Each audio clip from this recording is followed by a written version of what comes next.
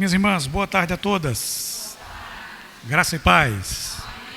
Pela misericórdia e pela bondade do Senhor, eu e você nos encontramos aqui nessa tarde para juntos fazermos isso. Não há coisa melhor do que louvar, do que adorar e do que buscar crescer na graça e no conhecimento do Senhor. E eu tenho certeza absoluta e plena de que, assim como nós acabamos de cantar, você e eu desejamos, nós ansiamos por ver a face do nosso Senhor, não é? Acho que todo cristão genuíno anseia ver a face do Senhor. Tem um desejo no coração de que esses céus se rasguem e em glória o nosso Senhor desça e nos encontre, e para todo sempre eu e você estejamos com Ele, desfrutando de uma bem-aventurança eterna. Amém? Como Dani falou, por misericórdia e graça, eu sou o pastor dessa igreja, Igreja Batista Reformada, e por me haver pastor, me sinto muito feliz e honrado em poder participar dessa segunda conferência de mulheres, cujo tema, na minha opinião, é um tema muito oportuno: piedade e contentamento. Duas coisas que eu preciso ter e que você precisa ter. Se um dia, de fato, nós queremos ver a face do nosso Senhor, precisamos viver uma vida de piedade e uma vida de contentamento. Sem piedade real e sem contentamento real, nós não veremos ao Senhor. E eu quero pensar com você nessa tarde, no tempo que eu tenho, até às 6 horas eu termino, não se preocupe. Pensar com você sobre piedade. Foi a parte que me foi dada. Larissa vai ficar com a parte do contentamento e eu ficarei com a parte da piedade. Então eu quero pensar com você sobre o caminho da piedade, o que viria a ser piedade. E eu já começo dizendo para você que piedade não é compaixão. As pessoas muitas vezes confundem ou fazem dessas palavras sinônimos. Tenha piedade de mim, tenha compaixão de mim. Piedade não tem esse significado, significado de compaixão.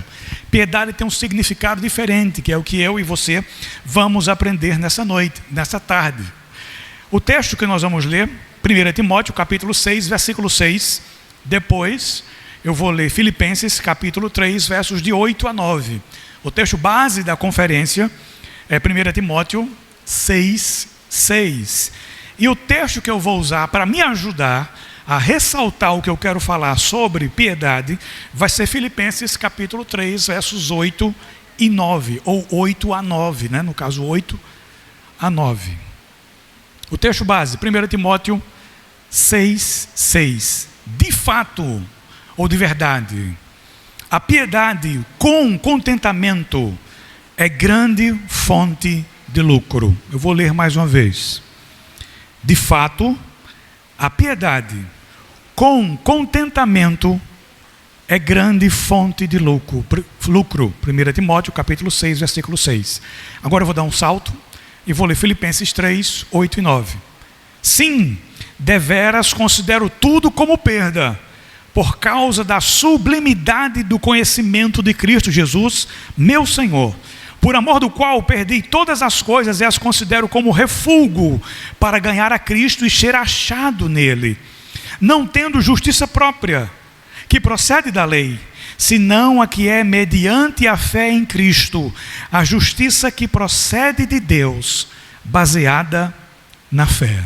Eu quero convidar você a que nós possamos orar ao Senhor mais uma vez, pedindo a Ele que nos ajude e nos abençoe nesse momento de reflexão da sua palavra que nós teremos agora. Pai dos céus, nós nos encontramos diante de tua palavra, Senhor.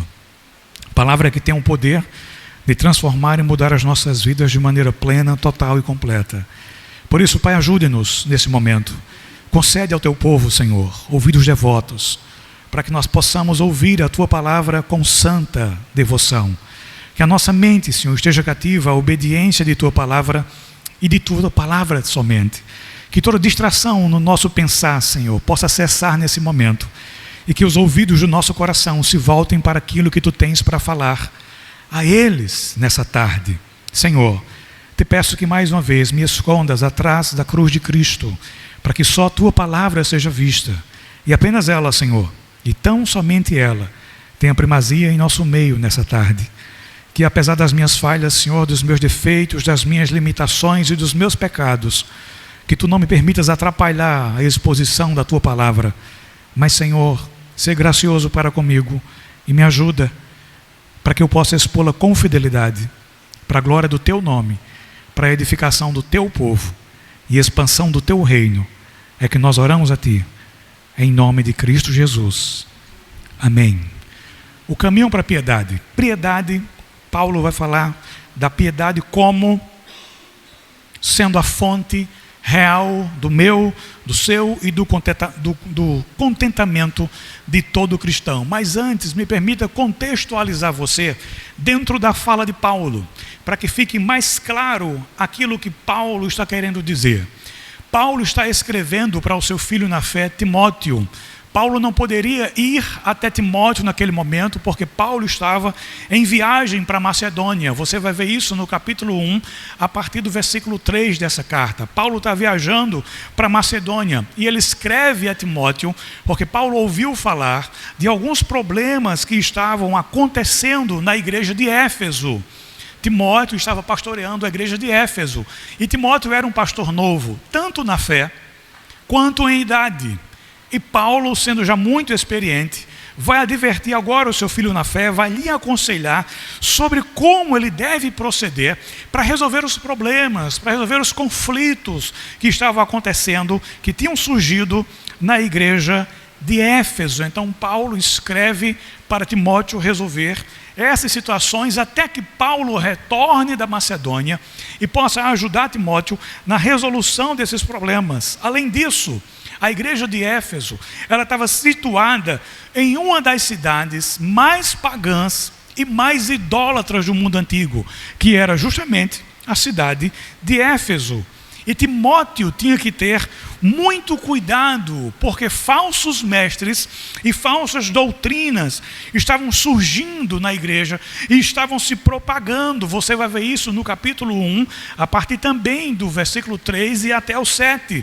Falsos mestres haviam se introjetado na igreja e estavam disserindo uma doutrina que não era a sã doutrina, não era segundo o evangelho. E Paulo diz a Timóteo que ele precisa combater esses falsos mestres, que ele precisa combater essas heresias. E por que é tão importante para Paulo que Timóteo combata essas heresias, que Timóteo combata esses falsos mestres?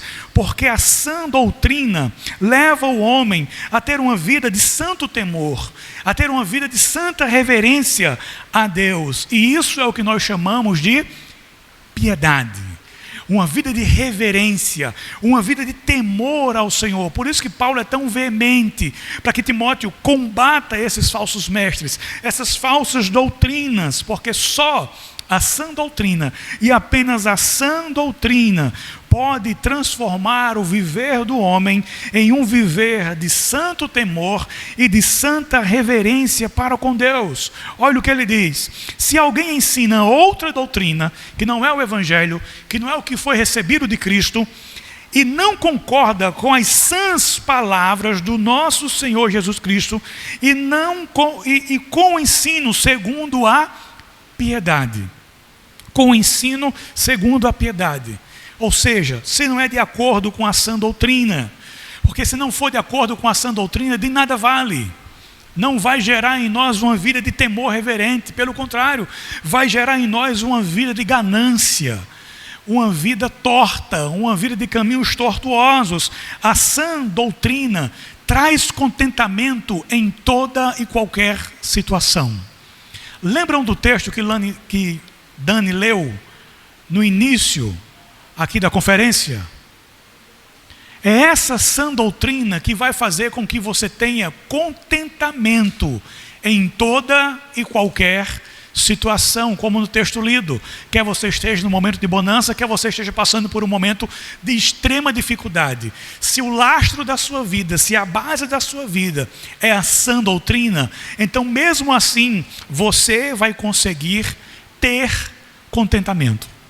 Por isso que é imperativo combater os falsos mestres, combater as heresias. E parece para mim que nessa sessão o apóstolo Paulo se refere especificamente ou mais diretamente aos crentes pobres da igreja de Éfeso. Você percebe isso a partir do capítulo 6, que é o capítulo do nosso tema, do verso 6 ao verso de número 10. Paulo só vai citar os crentes ricos da igreja de Éfeso a partir do verso de número 17. Então parece que nesse primeiro momento, Paulo dirige as suas palavras aos crentes mais pobres daquela igreja. Por quê? Porque os falsos mestres estavam sugerindo uma nova doutrina, uma piedade que tinha como pano de fundo obter lucro, não um lucro espiritual, mas um lucro financeiro. Na verdade, eles estavam fazendo o que muitas pessoas ainda fazem hoje, mais de 2000 anos após Paulo ter escrito essas palavras. Eles estavam mercadejando a fé, eles estavam mercadejando a palavra, eles estavam fazendo da palavra um meio de vida, eles estavam ganhando dinheiro, extorquindo o dinheiro das pessoas por meio do evangelho. Como você vê em muitas igrejas hoje, campanhas infindáveis, campanhas e mais campanhas, fogueira santa e todo tipo de coisa. Tudo isso com um objetivo só: tirar o seu dinheiro, sugar o seu dinheiro, sobre o pretexto da piedade. E parece que esses irmãos mais pobres haviam se interessado por esse ensino, porque esse ensino gerava lucro. Eles não se interessaram pelo ensino em si, para ter uma vida espiritual, para ter uma vida santa de temor reverente a Deus, mas porque isso lhes daria algum retorno financeiro. Era isso que os falsos mestres estavam dizendo. E aí Paulo fala justamente sobre isso.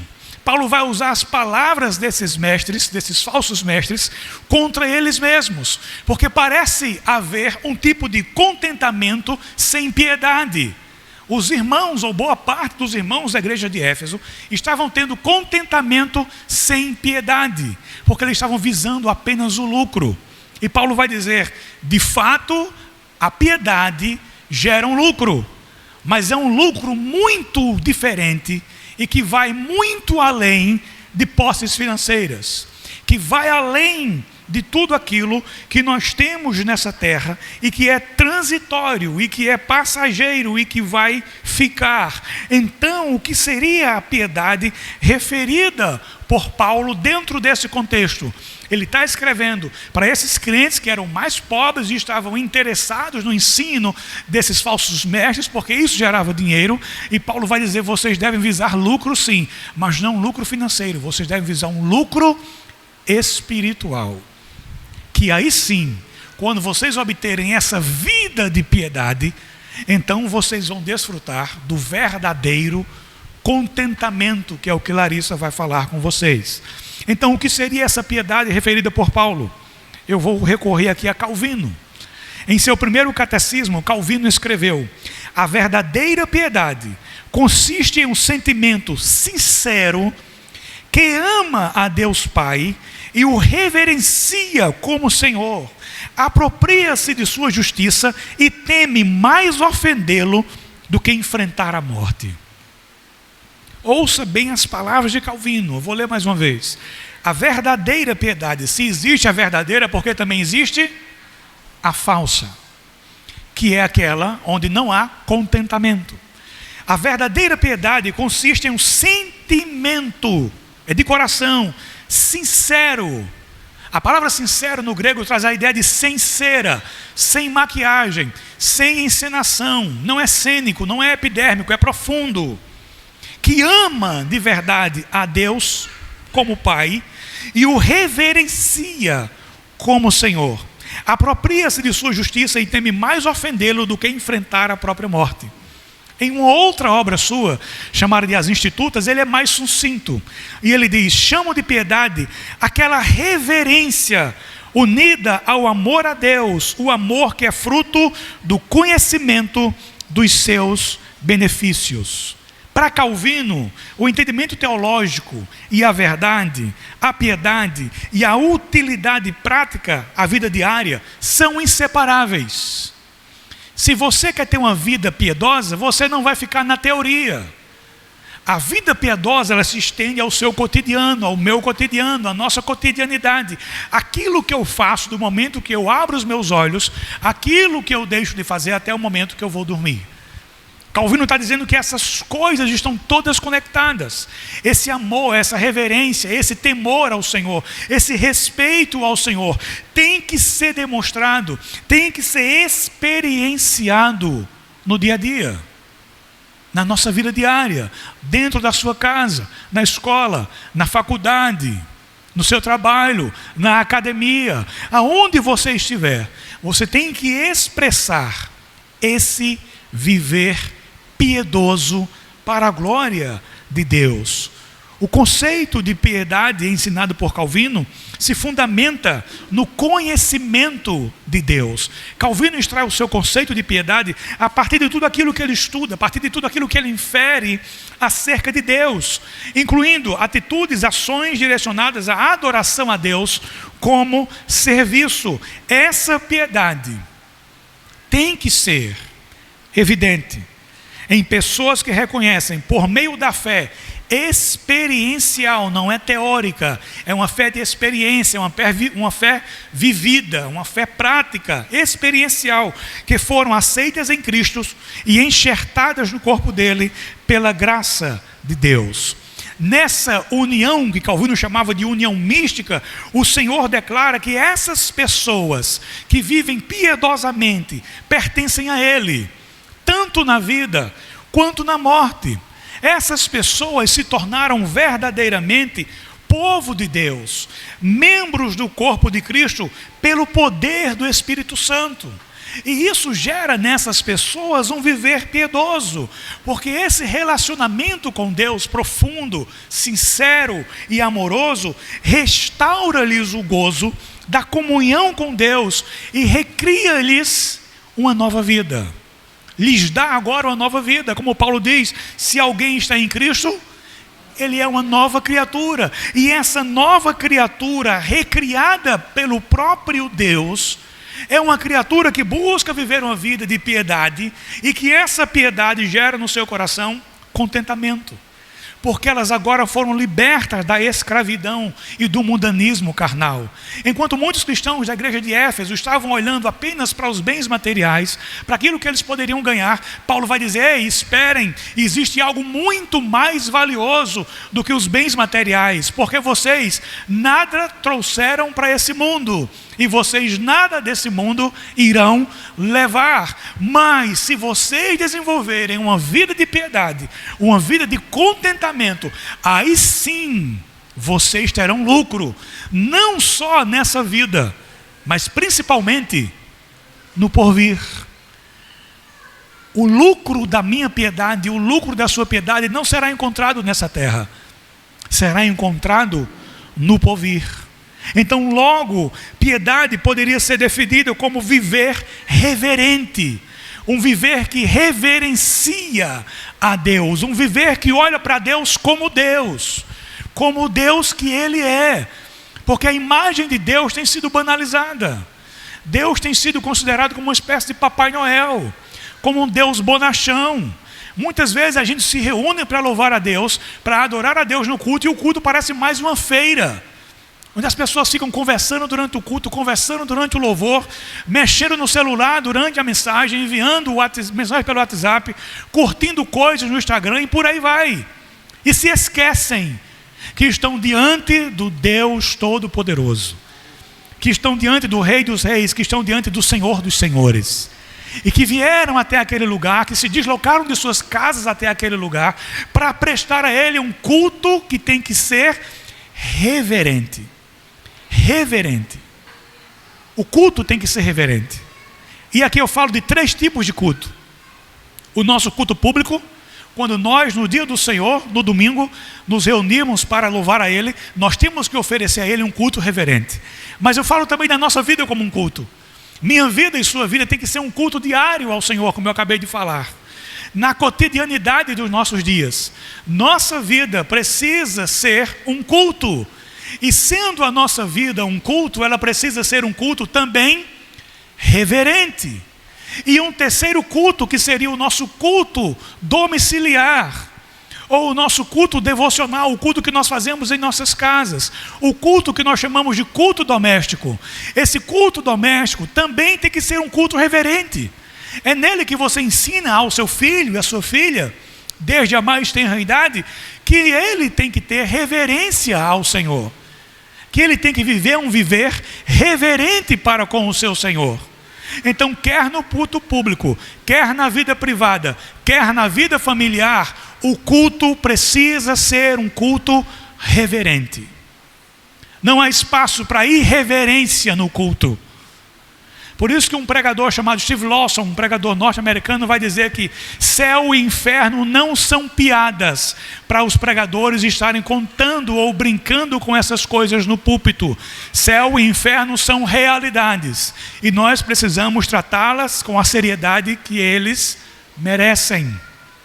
Então perceba, piedade pode ser definida como isso, como um viver reverente, no qual eu e você, nós aprendemos a viver de maneira correta. Se você está com a sua Bíblia aberta, olha o que Paulo diz no versículo 7 desse mesmo capítulo 6 de 1 Timóteo. Porque nada temos trazido para o mundo, nem coisa alguma podemos levar dele. Paulo está dizendo, vocês estão mirando muito baixo. Vocês têm que mirar nas coisas do alto. Vocês têm que mirar naquilo que é mais elevado. Vocês têm que mirar naquilo que é sublime. Vocês estão mirando muito baixo. No versículo 7, Paulo nos ensina que quando nós começamos a viver uma vida reverente, uma vida de piedade, então é quando a gente começa a viver a vida de maneira correta. Não preso aos nossos bens materiais. Nós não mais trabalhamos agora para fazer do nosso carro o nosso Deus, para fazer da nossa casa o nosso Deus, para fazer de qualquer outra coisa o nosso Deus, porque o nosso coração é uma fábrica perpétua de ídolos. Não, Paulo está dizendo, quando nós encontramos a verdadeira piedade, quando nós começamos a viver o nosso viver reverente, então nós começamos a viver verdadeiramente de forma correta, porque nada nesse mundo nos prende. Nada nesse mundo nos prende. Nada nesse mundo é mais valioso para nós do que Jesus Cristo. Nem o meu carro, nem minha casa, nem o meu carro, nem os meus títulos, nem minhas posses. Nada é mais importante para mim, nem me prende nesse mundo do que o meu Senhor Jesus Cristo. Porque eu não trouxe nada para esse mundo. E desse mundo eu nada poderei levar.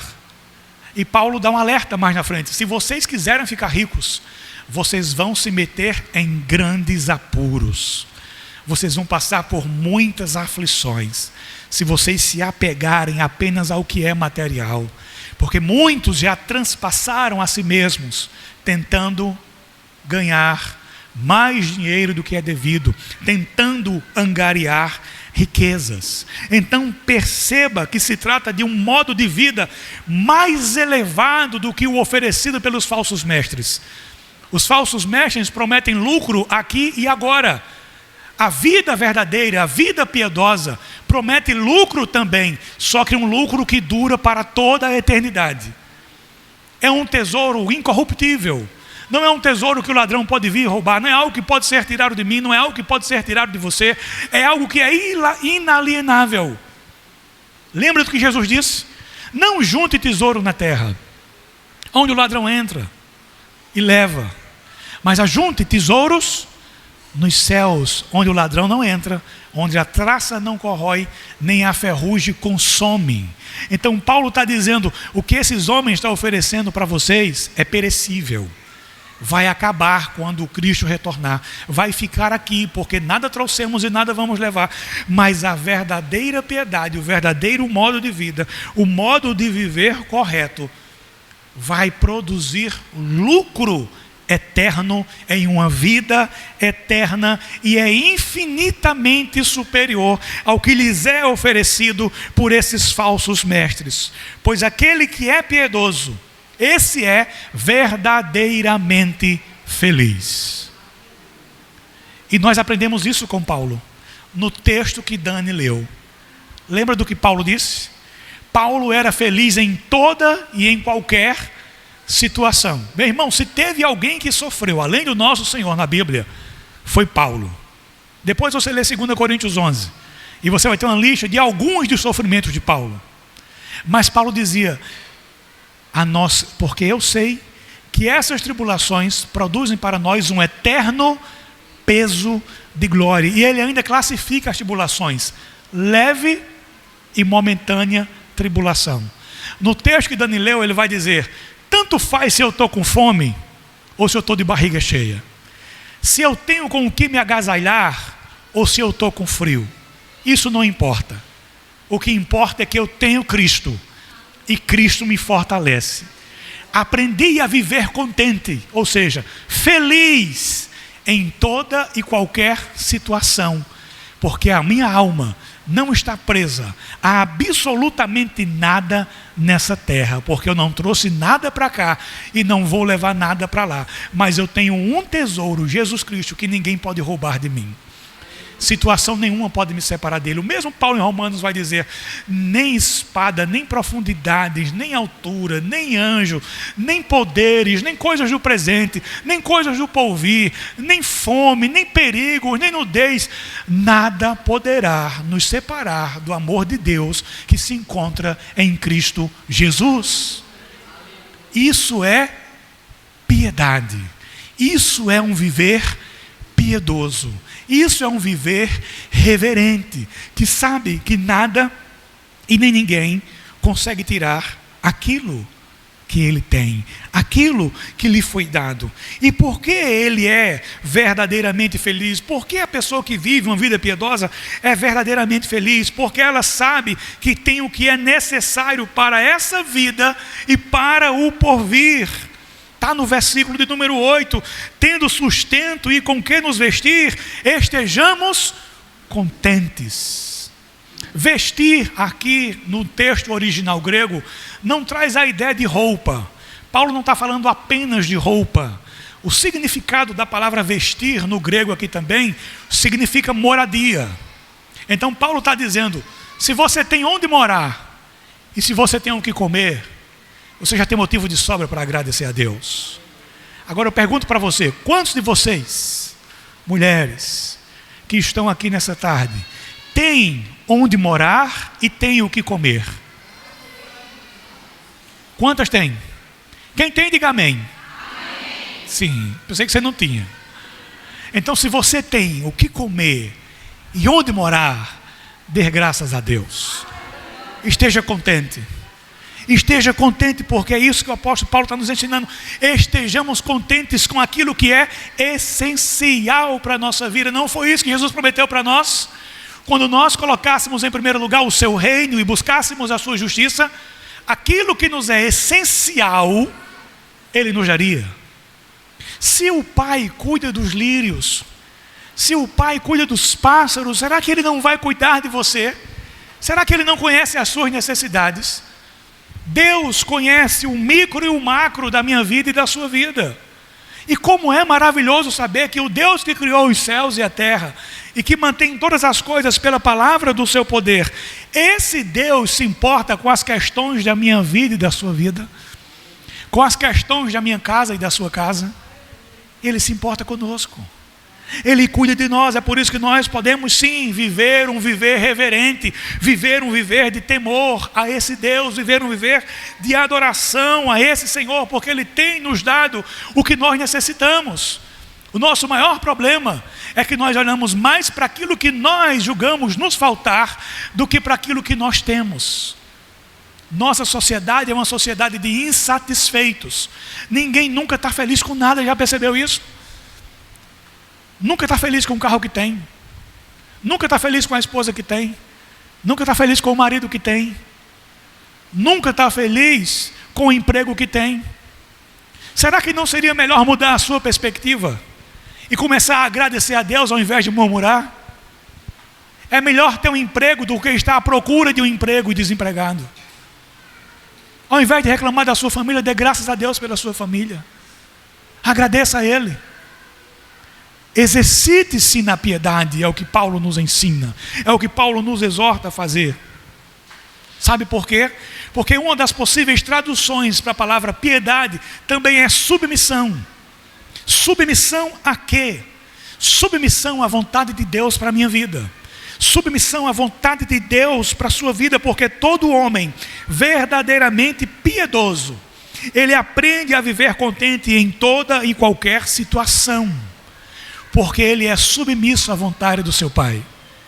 Ele entende uma coisa que Agostinho, conhecido como Santo Agostinho, Agostinho de Hipona, falou há vários séculos atrás: tudo acontece porque Deus permitiu ou porque Deus causou. Se acontece alguma coisa na sua vida, foi porque Deus permitiu ou foi porque Ele causou.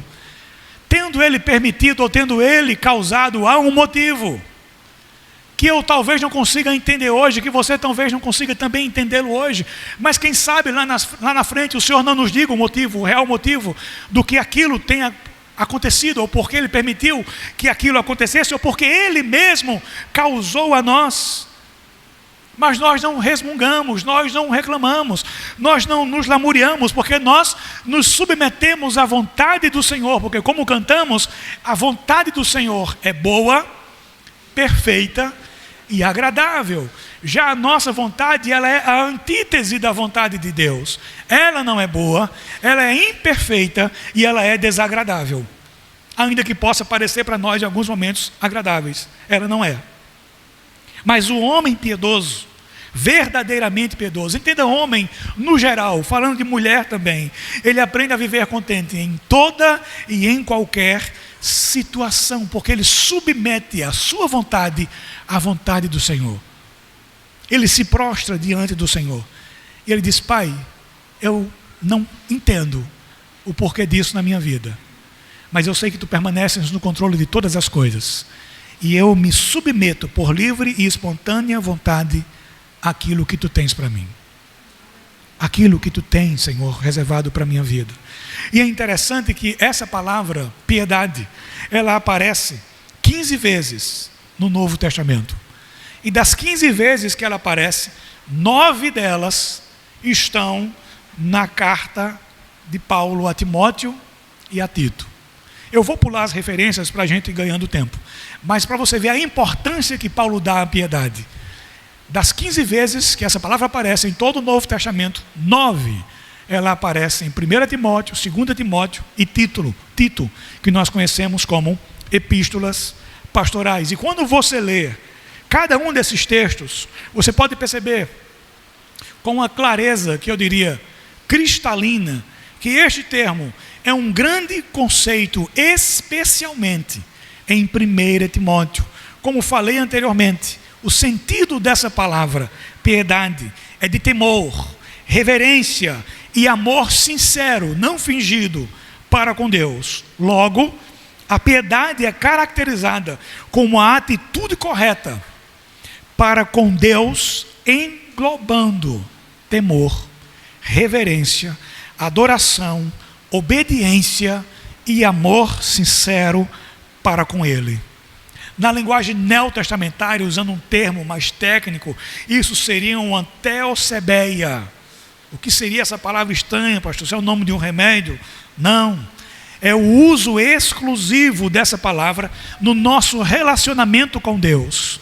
Porque essa palavra piedade também era utilizada no contexto da religião ou no contexto familiar. Mas aqui no Novo Testamento, ela é usada para descrever o nosso relacionamento com Deus e só com Ele, e não no contexto secular, de família ou de religiosidade. E é importante a gente atentar para esse caráter pessoal que Paulo dá a essa palavra. Paulo não está falando de uma maneira genérica, Paulo não está falando para todos, Paulo está falando de uma maneira individualizada. Eu preciso ter um viver piedoso. Você precisa ter um viver piedoso. Cada um de nós, dos servos e servas de Cristo, precisa viver piedosamente. A minha piedade não serve para você, nem tampouco a sua piedade serve para mim. A piedade é algo pessoal e intransferível. Não há como ser piedoso por outrem. Eu preciso desenvolver a minha piedade. Você precisa desenvolver a sua vida de piedade. Agora, entrando em Filipenses, no capítulo 3, no texto nós lemos também lá no início, nos versos de 8 a 9, nós encontramos 3 fases que ensinam o verdadeiro sentido daquilo que espiritualmente significa piedade. E eu quero pensar rapidamente com você sobre isso. Vou ler de novo o texto para refrescar a nossa mente. Sim, deveras considero tudo como perda, por causa da sublimidade do conhecimento de Cristo Jesus, meu Senhor, por amor do qual perdi todas as coisas e as considero como refúgio, para ganhar a Cristo e ser achado nele, não tendo justiça própria, que procede da lei, senão a que é mediante a fé em Cristo, a justiça que procede de Deus, baseada na fé. Paulo está nos dizendo que não existe nada mais importante nessa vida para um cristão do que conhecer a Jesus Cristo como seu Senhor e como Salvador da sua vida. Eu não sei se você sabia. Se não sabia, fique sabendo. Não existe nada mais importante na minha vida e na sua vida do que conhecer a Jesus como nosso Senhor e Salvador das nossas vidas. Isso tem que ser o topo da sua pirâmide de prioridades. Conhecer e prosseguir em conhecer ao Senhor. O fato é, ou a pergunta é, você tem se esforçado em conhecer ao Senhor? Você tem buscado no seu dia a dia conhecer ao Senhor?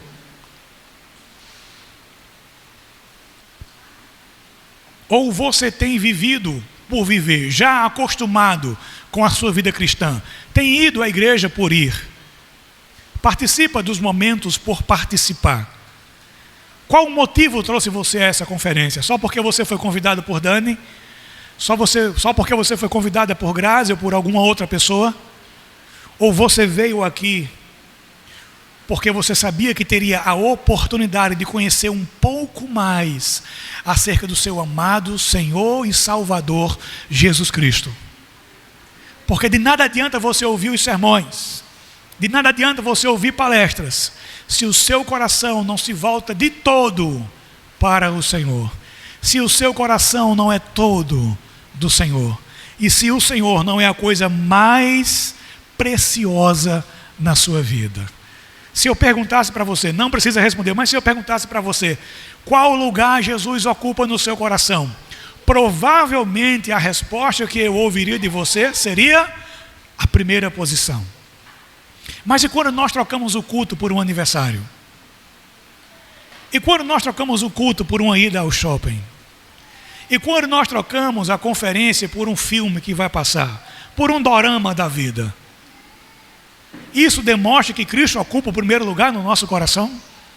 Isso demonstra que a nossa prioridade maior, a prioridade maior das nossas vidas é conhecer e prosseguir em conhecer a esse Senhor? Não. Por isso que nós temos que pensar e pensar muito bem. Quando alguém nos perguntar o que é que há de mais importante em nossas vidas. E o que há de mais importante em minha vida e em sua vida tem que ser aquilo que havia de mais importante para Paulo. E era Jesus. O que havia de mais importante para Paulo era Jesus. Parece que nas veias de Paulo não corria sangue, corria Jesus. Paulo é um homem que transpirava Jesus, ao ponto dele dizer, para mim morrer é lucro. Se eu morro, eu vou partir e vou estar com o Senhor. Olha qual era a síntese da vida de Paulo. Se eu vivo para Ele. Se eu morro, eu vou estar com Ele. Então Paulo vai dizer, nada, nem nenhuma outra proposta supera isso. Se eu vivo é para Ele, se eu morro eu estou com Ele. Então nada nem ninguém supera isso. Esse era o apóstolo Paulo. E nos versos 5 e 6, ele fala das suas credenciais, das coisas que ele considerava como sendo valiosas. Paulo vai dizer, eu fui hebreu de hebreus, eu me sobressaí a todos da minha idade. Paulo, ele era um erudito, um dos homens mais inteligentes da sua época. Se sobressaía entre todos os fariseus. Paulo era alguém proeminente, Paulo era alguém de destaque, circuncidado ao 8º dia, da linhagem de Israel, da tribo de Benjamim, hebreus dos hebreus, quanto à lei fariseu, quanto ao zelo perseguidor da igreja, quanto à justiça que há na lei, irrepreensível. É o que ele era. Porém, no verso 7 ele vai dizer, mas o que para mim era lucro, isso considerei perda por causa de Cristo. Você está disposto a renunciar a todos os seus títulos acadêmicos por amor a Cristo? Você está disposto a renunciar a qualquer coisa na sua vida por amor a Cristo? Paulo está dizendo que se você quer ter uma vida de piedade, você tem que abrir mão daquilo que você julga de mais importante nessa terra, para você ter a Cristo como sendo de fato e de verdade o que há de mais importante em sua vida. Ele é muito claro quando ele diz: mas o que para mim era lucro, isso considerei perda por causa de Cristo. Quando Paulo compara os seus títulos, o que ele era, o que ele tinha na religião judaica, com o que Jesus é, Paulo diz: tudo isso é esterco. Tudo isso não passa de esterco, comparado à sublimidade de Cristo. Tudo que ele julgava precioso, ele considerou como sendo perda. Tudo que ele julgava precioso, ele agora olha e diz que isso para ele é lixo, comparado com a sublimidade do conhecimento de Cristo. Para o apóstolo Paulo, não havia nada melhor do que conhecer a Jesus e ser achado nele. Conhecer a Jesus e ser achado nele era aquilo que havia de mais valioso na vida do apóstolo Paulo. Não vivendo pela sua própria justiça, mas sendo justificado pela justiça do próprio Filho de Deus. E isso é maravilhoso demais, pois o conhecimento de Cristo não era algo teórico, mas era algo que levava Paulo a desfrutar do poder da ressurreição e da comunhão e dos sofrimentos de Cristo. Paulo dizia: eu trago em mim as marcas de Cristo. Paulo estava disposto a sofrer por causa do Evangelho. O viver piedoso de Paulo era um viver de fato tão piedoso, tão reverente, tão amoroso, tão obediente, tão subserviente, que ele estava disposto a sofrer no seu físico por amor a Cristo. Lembra quando os discípulos são presos e justamente levam uma surra? Literalmente eles levam uma camada de pau, levam uma pisa de pau. Como foi que eles saíram de lá? Disseram: caramba, esse negócio de seguir a Jesus não dá certo não, meu irmão. Isso é furada. Estou fora. Estou com as costas toda arrebentada. Meu amigo, nunca mais eu falo desse Jesus para ninguém. Foi essa a atitude deles? Não. A Bíblia diz que eles saíram contentes, alegres, por se acharem dignos de sofrer por causa do Evangelho. Os crentes de hoje não querem nem adoecer porque são crentes. Está repreendida essa gripe. Está repreendida essa virose. Não aceito, Senhor, rejeito em nome de Jesus. Não está disposto a nada pelo Evangelho. Tem Instagram, mas não posta nada da igreja. Tem Instagram, mas não posta nada sobre a sua fé, não posta nada sobre Jesus. E o pior, tem uns que ainda colocam lá: cristão capricorniano. Vai entender que viver cristão é esse. E ainda compartilha tudo, menos o Evangelho. Sabe por quê? Porque Cristo não é para ele ou para ela o que há de mais precioso nessa terra. Ele não quer que as pessoas saibam que ele é cristão. Ela não quer que as pessoas saibam que ela é cristã. Porque o que é que vão pensar dela? O que é que vão pensar dele? Mas Paulo está dizendo que se você quer viver uma vida de piedade, você tem que anunciar para todos que Cristo é o Senhor da sua vida. Você tem que anunciar para todos que Jesus é o Senhor da sua vida e que as coisas desse mundo perdem toda a importância diante da sublimidade do Senhor. A verdadeira piedade faz com que a gente olhe para as coisas dessa terra com os olhos de Paulo, dizendo: nada disso se compara ao meu Senhor, nada disso se compara ao conhecimento de Cristo. Eu sou uma nova criatura, eu não vivo mais para mim, mas eu vivo para Cristo, e esse viver para Ele tem que ser um viver piedoso. Eu não posso me acostumar com o Evangelho, em vir à igreja por vir, em estar na igreja por estar, em cantar no louvor por cantar, em tocar por tocar, ou fazer qualquer outra coisa por fazer. Eu não posso me acostumar com isso, porque isso vai me levar à mornidão espiritual. Isso vai me levar à inércia espiritual, e essa não é a vida que Deus quer para você. A vida que Deus tem para mim, a vida que Deus tem para você, é uma vida de piedade, e que vai me conduzir a uma vida cristã maiúscula e superlativa para a glória de Deus. Mas quando nós, de fato e de verdade, vivermos para o Senhor, E Paulo via esse conhecimento de Cristo como sendo maravilhoso demais, como nós acabamos de cantar aqui. Ó profundidade das riquezas, que coisa maravilhosa é o conhecer a Deus. O conhecimento de Deus é algo sublime, é algo além do que eu possa imaginar ou do que eu possa descrever. Viver piedoso é uma nova maneira de viver. É viver como de fato e em verdade uma nova criatura. Tudo o que consideramos de valioso se torna nada diante da pessoa e da obra de Cristo, quando de fato e de verdade entendemos essa obra e passamos a viver de maneira piedosa.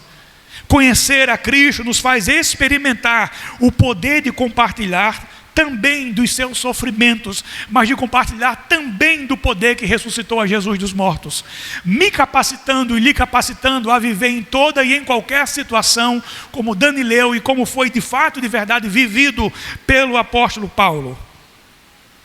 E nós encontramos aqui 3 princípios fundamentais, caminhando para o final, para nós desenvolvermos a nossa vida cristã de piedade, ou uma vida cristã piedosa. Primeiro, nós precisamos conhecer a Cristo. Segundo, ganhar a Cristo. E terceiro, ser achados em Cristo. Vou repetir. Primeiro, conhecer a Cristo. Segundo, ganhar a Cristo. Terceiro, ser achado em Cristo. E eu creio firmemente que nunca poderemos viver realmente a vida cristã se nós ignorarmos esses 3 princípios. Nós precisamos viver esses princípios dia após dia. A primeira verdade que desejo ressaltar aqui é que o apóstolo não está descrevendo somente o que caracterizava a sua vida, mas também o que deve ser característico de todos nós. Todos nós precisamos conhecer e prosseguir em conhecer a Cristo. Nunca pense, ou nunca tenha a ilusão de que você já conhece tudo acerca do Senhor Jesus. Porque Ele é uma fonte inesgotável de conhecimento. Toda a eternidade ainda será insuficiente para nós conhecermos tudo acerca de Jesus. Mas alguns de nós acham que já conhecem tudo acerca de Deus. Já conhecem tudo acerca de Jesus. Eu já fiz o bacharelado em teologia. Já fiz mestrado em teologia. Já conheço tudo sobre Deus. Já conheço tudo sobre Jesus. Isso é um ledo engano, meu irmão. Você nunca vai conhecer o suficiente sobre Jesus. Você nunca vai conhecer o suficiente sobre Deus. Por isso que Oséias nos instrui a conhecer e prosseguir em conhecer ao Senhor, porque o conhecimento do Senhor é uma fonte inesgotável. Por isso que a primeira coisa para termos um viver piedoso é conhecer o Senhor, porque é esse conhecimento que vai me levar a uma vida de piedade. Nada pode ser mais próprio à nossa vida espiritual que não esses 3 fundamentos: conhecer, ganhar e ser achados em Cristo. Precisamos disso todos os dias da nossa vida. E como podemos conhecer a Cristo? Como é que eu conheço a Cristo? Como é que você conhece a Cristo? E isso é de vital, responder isso é de vital importância, para que a gente possa compreender esse ponto. Para conhecer a Cristo, você tem que fazer algo que você nunca fez antes. Eu vou revelar para você hoje como você pode conhecer a Cristo. E é uma novidade muito grande, é algo que ninguém com certeza nunca falou para você, é uma revelação. Então prepare-se para receber essa revelação. Se prepare. É algo que você provavelmente nunca ouviu, nem nunca lhe foi dito. E você vai ouvir nessa tarde. Primeiro eu vou perguntar a você: quantos de vocês querem conhecer mais a Jesus? Quando você diz amém, porque você está se comprometendo com isso, não é? Então sabe como é que você conhece mais a Jesus? Isso é extraordinário. Você nunca ouviu isso, vou revelar agora. Por meio da oração e da leitura da palavra. É assim que você vai conhecer Jesus. Vou lhes fazer uma pergunta. Quantas de vocês sabem, têm a consciência no coração de que precisam orar mais? Levante a mão. Agora outra pergunta: e por que você não ora mais? E por que eu não oro mais? Eu tenho a consciência, você tem a consciência, nós temos a consciência de que devemos orar mais. E por que não oramos mais? Se eu perguntar, quantos de vocês têm a consciência de que precisam estudar mais a Bíblia? Levante a mão. E por que vocês não estudam? E por que faltam aos cultos de doutrina ou aos encontros de estudo bíblico? Porque furam os devocionais em casa. Para conhecer a Cristo eu preciso orar. Para conhecer a Cristo eu preciso me dedicar ao estudo das Escrituras, porque são elas que me revelam quem Ele é.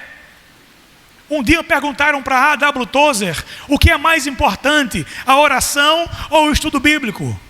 Ele respondeu: pergunte para um pássaro o que é mais importante, a asa da direita ou a asa da esquerda. Ambas são importantes. Se você quer conhecer a Jesus de fato e de verdade, para ter um viver piedoso, você precisa orar mais. Você precisa ler mais a Bíblia. Os cristãos do passado oravam por horas e parecia que oravam por minutos. Nós, cristãos contemporâneos, oramos por minutos e parece que oramos por horas. Quando a gente se ajoelha para orar, a gente não consegue passar 5 minutos porque o joelho começa a doer, começa a formigar, dá agonia e começa a faltar palavras para com Deus.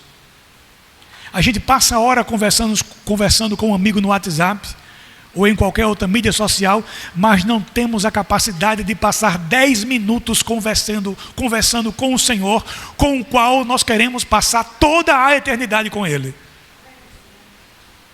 Se você quer passar toda a eternidade com o Senhor, você tem que começar hoje a orar mais e a ler mais a Bíblia, para desenvolver o seu conhecimento e o seu relacionamento com o seu Senhor. E além disso, há um terceiro fator, a comunhão dos santos. Você não pode deixar de congregar. Você tem que ler a Bíblia, você tem que estudar a Bíblia de maneira individual, mas também de maneira coletiva. Você tem que participar da comunhão dos santos. Você tem que participar da santa convocação, do culto solene. Você tem que comungar com os seus irmãos. Se a igreja não fosse necessária, Cristo não teria deixado ela. Ela é imperfeita porque é feita de gente imperfeita, como eu e como você. Mas Ele ama a igreja. E se Ele ama a igreja, eu tenho que amá-la também. Eu não posso sair da igreja por qualquer motivo. Porque aquele que ama a igreja, aquele que fundou a igreja, me manda permanecer nela. E manda a você também. Então, se eu quero conhecer ao Senhor, eu tenho que desenvolver o meu relacionamento com Ele, o meu conhecimento com Ele, por meio da oração, por meio do estudo da Sua palavra e também por meio da comunhão dos santos. O segundo ponto que desejo colocar é que a vida cristã tem como base o relacionamento pessoal com a pessoa de Cristo. É ser achado em Cristo, é encontrar a Cristo no sentido de viver para Ele. Conhecer a Cristo é a base do viver cristão. Conhecer a Cristo é a base da vida cristã. A vida espiritual de Paulo começou no caminho para Damasco, quando ele teve um encontro com essa pessoa bendita chamada Jesus Cristo. E Jesus aparece para Paulo e Paulo pergunta: quem és tu, Senhor? E a resposta é: eu sou Jesus a quem tu persegues. E a partir daquele encontro com o Senhor, a partir daquele encontro com a pessoa bendita de Cristo, a vida de Paulo se torna totalmente outra. Ela é totalmente diferente. Porque Paulo agora passa a viver para Cristo. Sem o conhecimento de Cristo não há vida cristã. Nós somos a geração que tem mais recursos à nossa disposição para conhecermos a Cristo. Quantas Bíblias há? Já repararam na quantidade de Bíblias que há? Bíblia da mulher que ora, Bíblia da mulher vitoriosa, Bíblia da mulher isso, Bíblia da mulher aquilo, Bíblia do surfista, Bíblia à prova de água, há todo tipo de Bíblia. Mas nós somos a geração que menos conhece a nossa Bíblia. Há diversos aplicativos para celular, mas ainda assim nós somos a geração que menos conhece a Bíblia. E é por isso que o nosso amor e a nossa piedade é tão fraca para com o Senhor, porque sem o conhecimento de Cristo não há vida cristã. Sem o conhecimento de Cristo, não há mudança de vida, porque toda experiência espiritual que desejamos ter deve ser derivada do conhecimento da pessoa de Cristo. Quando Cristo nos encontra, Ele muda a nossa vida, e a nossa vida passa a ser uma vida de piedade vivida para a glória dEle. Já contei isso aqui na igreja e vou contar mais uma vez para vocês. Os biógrafos de Agostinho, Santo Agostinho, dizem que antes da sua conversão, ele era um devasso.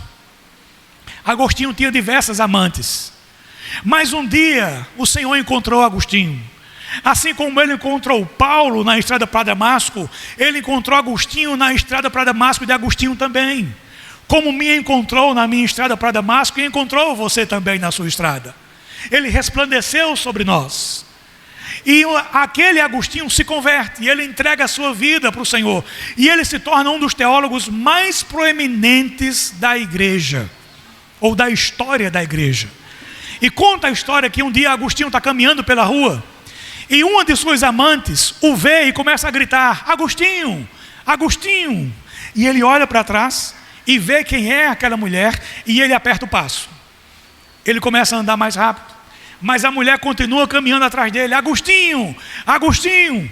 E ele olha e apressa o passo, e ela apressa o passo também.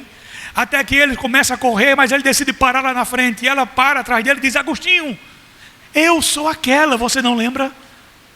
E ele diz: eu sei que você é aquela, mas eu não sou mais aquele Agostinho. Eu sou um outro Agostinho, um Agostinho diferente, um Agostinho que teve um encontro com o Senhor e que agora vive uma vida de piedade, cujo objetivo da vida é conhecer ao Senhor, é ser achado nesse Senhor. Paulo abriu mão de tudo por causa desse conhecimento. E do que é que você precisa abrir mão, ou o que é que lhe impede de ganhar a Cristo completamente como Paulo ganhou? Paulo abriu mão de tudo para ganhar a Cristo. Jim Elliot escreveu: não é tolo aquele que abre mão do que se pode perder para ganhar aquilo que não se pode perder. Não é tolo aquele que abre mão do que não se pode reter para ganhar aquilo que não se pode perder. Paulo abriu mão dos seus títulos. Paulo abriu mão da sua fama nas sinagogas. Paulo abriu mão de tudo para ganhar a Cristo. E o que é que está impedindo você de ganhar a Cristo? Talvez um relacionamento que você sabe que não deveria ter.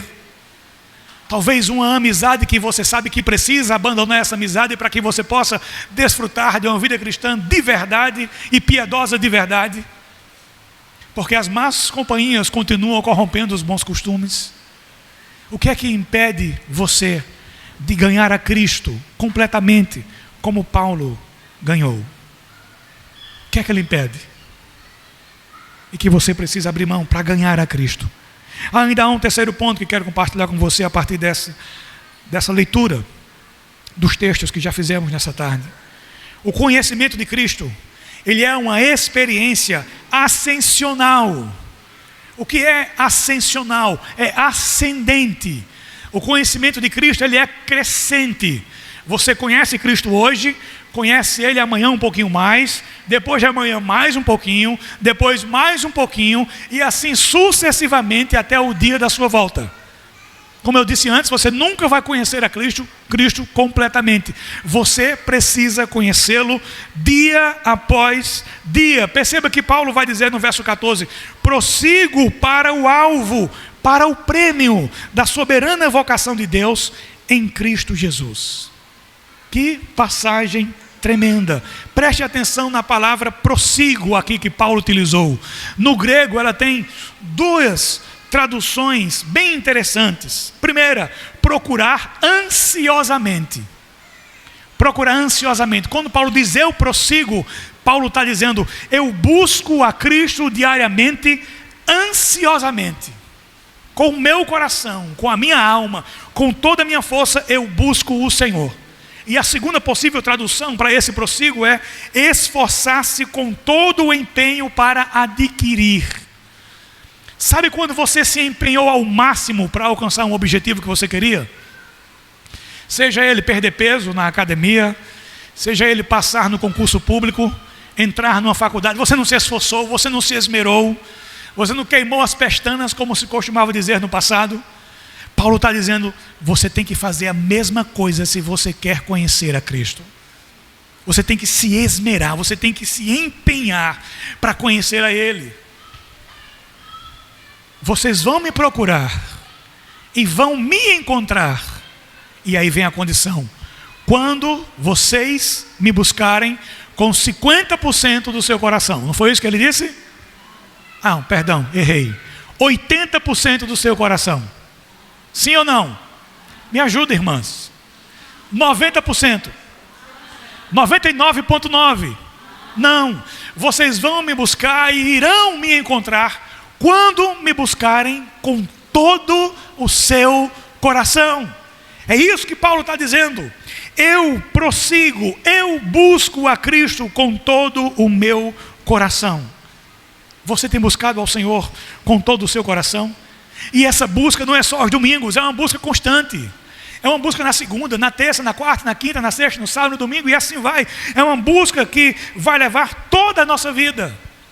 É um anseio por conhecer ao Senhor e por prosseguir em conhecê-lo, sem hesitação. É buscar alcançar o Senhor cada dia mais, para que nós venhamos a desfrutar dele inteiramente. Só quando fizermos isso, a parte B do verso 14 vai dizer: para conquistar aquilo para o qual também fui conquistado por Cristo Jesus. Eu gosto desse versículo em uma tradução da Bíblia chamada de A Mensagem, que ele traduz esse versículo dessa maneira: prossigo para Cristo, que me alcançou de uma forma impressionante. Paulo dizia: Cristo me alcançou de uma forma impressionante. Quem sou eu para ser alcançado pelo Senhor do Universo? Quem é você, minha irmã, para ter sido alcançada pelo Senhor do Universo? Pelo próprio Deus. Mas Ele nos alcançou de uma maneira impressionante. Por isso que eu agora prossigo com todas as minhas forças em conhecer a esse Senhor, para que eu possa desfrutar desse prêmio. E qual é o prêmio que Paulo fala aqui? O prêmio é a soberana vocação de Deus em Cristo Jesus. O prêmio é ser achado em Deus. O prêmio é ser salvo por Cristo. O prêmio é viver para Cristo. O prêmio é desfrutar de Cristo nessa vida e no porvir. Se nós estudássemos com mais tempo, mas não tem um tempo, o relógio não é convertido, os versos de 4 a 10 do capítulo 4 da Epístola de Filipenses, você veria que Paulo persistia com todo empenho para ganhar a Cristo e ser achado nele. Essa era a sua vocação ascensional, e tem que ser a minha e tem que ser a sua também. O que é que tem ocupado os seus pensamentos? Qual é o lugar que Deus ocupa na sua agenda durante o seu dia? O mesmo Paulo vai dizer: você precisa pensar nas coisas que são do alto. Você precisa mirar mais alto. Você tem que olhar para os lugares onde Cristo vive, assentado à direita de Deus. Você tem que encher o seu coração das coisas do alto, ou as coisas da terra vão encher o seu coração, e você não será piedoso, e você será descontente o tempo inteiro. Mas se as coisas do alto encherem o seu coração, você terá prazer em viver uma vida piedosa. E essa vida piedosa levará você a uma vida de contentamento no Senhor. Isso é piedade. Piedade tem a ver com a vida cristã em um plano mais elevado do que o que nós conhecemos. Não é uma mera experiência religiosa, mas é uma experiência pessoal de fé vivida com o nosso Senhor. Segundo o ensino do Novo Testamento, a vida piedosa é isso: é entregar-se em total submissão, em amor, rendição, em temor reverente ao Senhor. Tem a ver com um viver relacional, relacionamento com a pessoa do Filho de Deus, em temor, reverência e amor para com o Senhor. É assim que nós precisamos viver, meus irmãos e minhas irmãs, um viver piedoso e reverente. É assim que eu preciso viver. É assim que eu preciso me relacionar com esse Senhor. Se eu quero viver uma vida piedosa, tem que ser em temor em reverência e em amor para com o Senhor. E só assim eu vou encontrar o propósito da minha vida e você o propósito da sua vida, que é o propósito de vivermos para a glória de Deus. O alvo da piedade, bem como o alvo de toda a vida cristã, é a glória de Deus. Como podemos glorificar a Deus? Calvino também nos ajuda. Deus nos prescreveu uma maneira pela qual Ele pode ser glorificado por nós, a saber, a piedade, que consiste na obediência à sua palavra. Aquele que ultrapassa esses limites não está honrando a Deus, pelo contrário, está desonrando-o. Você tem honrado a Deus obedecendo a sua palavra? Ou você tem desonrado a Deus desobedecendo a sua palavra? Seu viver é piedoso ou seu viver é impiedoso? Porque o alvo da nossa piedade é a glória de Deus. Tem que ser a glória de Deus. E isso envolve toda a minha vida. Isso envolve toda a sua vida. Contudo, esse desejo pode ser realizado apenas por meio da comunhão com Cristo, por meio da sua presença em nossa vida, por meio da participação da sua vida em nossa vida. Pois fora de Cristo, até a pessoa mais religiosa que você conhece vive apenas para si mesma. É apenas em Cristo que os piedosos podem viver como servos voluntários, soldados leais ao seu comandante e filhos obedientes ao seu Pai, que o temem, que o reverenciam, o honram e o amam acima de tudo e acima de todos. O homem piedoso confessa: somos de Deus, vivamos e morramos para Ele. Somos de Deus, sejamos governados por sua sabedoria e vontade em todos os nossos atos. Somos de Deus, em harmonia com isso, devemos segui-lo como nosso único objetivo lícito em todos os aspectos de nossa vida. Por fim, ser piedoso é viver em pureza de vida, desenvolvendo a santidade, praticando-a dia após dia, a devoção e a dedicação ao Senhor. Amém. E que Ele me ajude, e que Ele lhe ajude, nos ajude a termos uma vida de contentamento, porque numa época de tanta gente insatisfeita, ser grato a Deus parece que se tornou uma ofensa para muitos. Então que o Senhor, por sua misericórdia e graça, me ajude e ajude você a que possamos desenvolver um viver piedoso para a glória, honra e louvor do seu nome, no nome do Senhor Jesus. Amém.